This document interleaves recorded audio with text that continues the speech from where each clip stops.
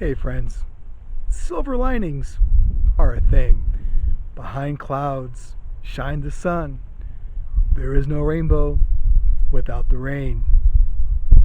What are the silver linings with the coronavirus? What sunbeams will emerge as the pain of immediate loss begins to subside?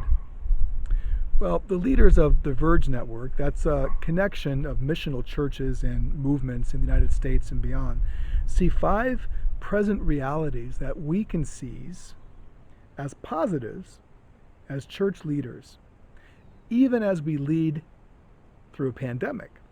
So, what are these five things? First, leaders in churches are embracing rapid change. Church leaders, pastors, musicians, boards of administration and finance, small group leaders, children and youth workers, everybody that's engaged in any kind of ministry has been required to shift to innovative ways to do their work, to proclaim the good news, to lead in worship, to inform and inspire their constituents. Suddenly, every pastor is a televangelist. Virtual meetings are happening with great effectiveness and developing even more leaders and church servants faster than ever before. Digital finance engines have been adopted and are being refined. And these are positioning churches for a better future, even if it's during a hard time. There are changes that, under normal circumstances, would take years of committee meetings and only be executed begrudgingly through passive aggressive agreement until everybody was required to immediately adapt to a new reality. Sometimes such difficulties, the immediate need, is a good thing. So good job, spiritual leaders and church leaders. You have proven you can change, and change for the better, and virtually change overnight. Second, digital engagement will continue to be a thing. Virtual meetings and live stream worship will never replace face-to-face gatherings. But these innovations will continue, of that I have no doubt, and they will improve. As they do, we will have an extension of a ministry outreach for practically every kind of ministry being accomplished. Further, with the clear embrace of change, willing or not, and the positive result that it's having during such a perilous time as our current pandemic, I believe will whet the appetite for church leaders to be less timid about experimenting and innovating new ways to accomplish what God is calling them to do through every era, but in our era in specific. This will open new ways to stay connected with distant congregation members in universities, in the military, for example, or to strengthen bridges that we have with international partners, or even business partners now across town. It will create innovations in disciple making that are intentional, interactive, and internet-based. Third, our metrics to measure fruitfulness is changing. One church in our network, which averaged 30 in attendance, discovered 300 people were now watching, interacting, praying with and for, and in some cases, contributing financially through digital means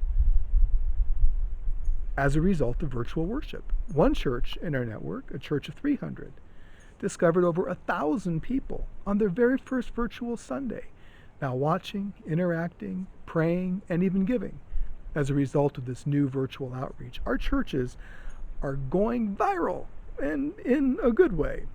What people measure will change as a result of all of these new innovations. So how do you see a conversion that happens 1,000 miles away in a living room that's only connected to your church by way of broadband? How do you see people that are clustered and gathered in worship in living rooms, perhaps even across the ocean, and how do you disciple these new followers. What we measure, the metrics we do to engage the fruitfulness of our ministry, will be changing. I believe that even as we look at financial changes, our digital giving will create new ways to think about financial health. So if you have clusters of 3 to 10 seekers growing through a digital Bible study and are being multiplied through intentional training by way of a church volunteer who's more comfortable, for example, leading from the living room or a local coffee shop than in a church setting, how do you measure that? The possibilities just exploded to see fruitfulness and to measure it in completely new ways and in completely new places. I'm excited. Fourth, human presence will never be more precious. When our congregants are suffering in a hospital alone, or a pastor is counseling families in crisis or need through FaceTime, we are grateful for the technology, but we are really missing something powerful, real human connection. One of my favorite family systems thinkers and counselors is named Virginia Satir. She once said that every human being needs at least 6 physical touches a day in order to have good emotional health. And I agree with her.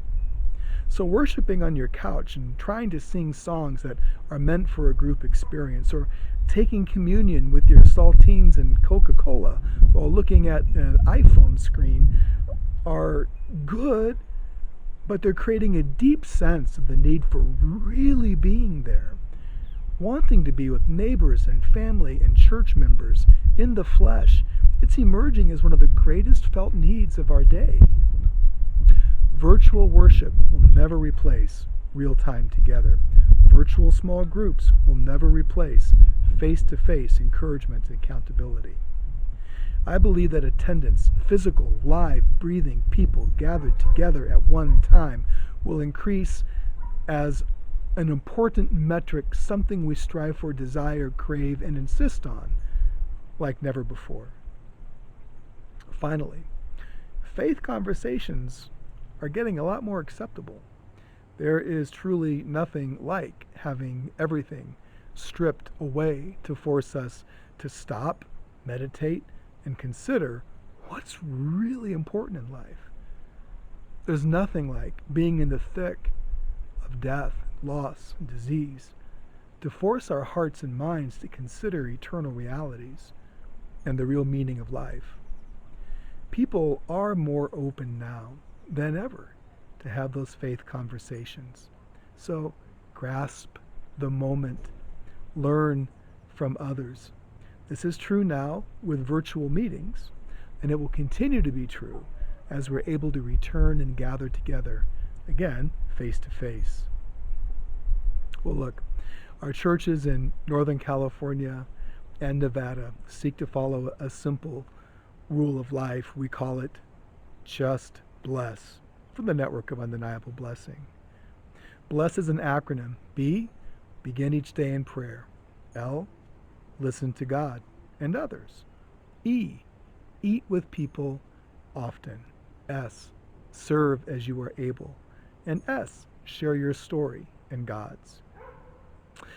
Using the Just Blessed lifestyle in a time when faith conversations are more acceptable and human presence more precious will lead to a revival. It will be a revival in your own spirit as you re-engage human beings in the spirit once again, and it will be a revival for those that you have an encounter with. So we mourn with those who mourn, and we pray daily for our frontline workers during the coronavirus. Still, grasp these benefits, brothers and sisters, for now and for the future. Embrace rapid change. Engage digitally. See fruitfulness rethought. And share your faith. For such a time as this, people are more open than ever to such conversations. Well, this is Superintendent Mark Adams, overseeing the network of Undeniable Blessing, the Free Methodist Churches of Northern California and Nevada. believing you are an undeniable blessing.